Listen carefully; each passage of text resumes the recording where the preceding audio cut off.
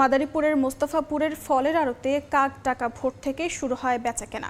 রমজানের চাহিদা বেড়েছে আনারস, তরমুজ, কলাসহ বিষমুক্ত ফলের। তাজা ফল কিনতে ভিড় করছেন পাইকারি ব্যবসায়ীরা।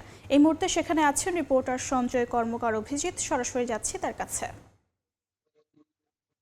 ভোরের আলো ফোটার সঙ্গে সঙ্গে ঢাকা বরিশাল মহাসড়কের কোল ঘেঁষে গড়ে ওঠা যে মোস্তফাপুর ফলের আড়ত, সেই ফলের আড়তে জমজমাট কেনা বেচা। দূর দূরান্তের পাইকাররা রাতেই কিন্তু এই মোস্তফাপুরে অবস্থান করেন এবং পরবর্তীতে তারা ভোরেই কিন্তু এখান যে ফল রয়েছে, বিশেষ করে আনারস, তরমুজ, ফুট, এই তিনটি ফলের বেশ কদর বেড়েছে এখানকার যে আড়তগুলো, সেই আড়তগুলোতে দূর দূরান্তের পাইকাররা বিশেষ করে ফরিদপুর, নড়াইল, রাজবাড়ী, কুষ্টিয়া, গোপালগঞ্জ, শরীয়তপুর, বরিশাল সহ বিভিন্ন জেলার পাইকাররা কিন্তু এখানে ভোরের আলো ফোটার সঙ্গে সঙ্গে কিন্তু এখানে চলে আসেন এবং এখান থেকে বিষমুক্ত ফল নিয়ে যান এবং স্থানীয় যে হাট বাজার, সেই হাট বাজারে কিন্তু তারা বিক্রি করেন।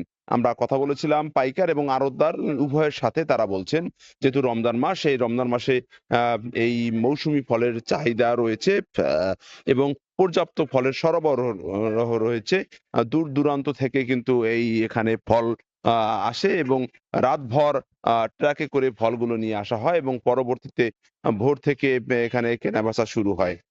এখানে প্রায় অর্ধশত আড়ত গড়ে উঠেছে। এটি ঢাকা বরিশাল মহাসড়কের কোল ঘেঁষে মাদারীপুর সদর উপজেলার মোস্তফাপুর এলাকায়। এখানে পরিবহনেও বেশ সুবিধা রয়েছে, তাই দিনে দিনে বেশ জনপ্রিয় এই ফলের আড়ত। এখানে প্রতিদিন কোটি টাকার উপরে ফল কেনাবেচা হয় বলে আমাদেরকে আড়তদার সূত্রে জানানো হয়েছে এবং শ্রমিক কর্মচারীদের বেশ ব্যস্ততাও দেখা যায় যে ভোরের আলো ফোটার সঙ্গে সঙ্গে। সবকিছু মিলে বলা যায় যে মাদারীপুরের মোস্তফাপুরের যে ফলের আড়ত, এটি দিনে দিনে জনপ্রিয় হয়ে উঠেছে এবং দূর দূরান্তের পাইকাররা স্বাচ্ছন্দ্যে এখানে ফল কিনে নিয়ে যান এবং স্থানীয় হাট বাজারে বিক্রি করেন।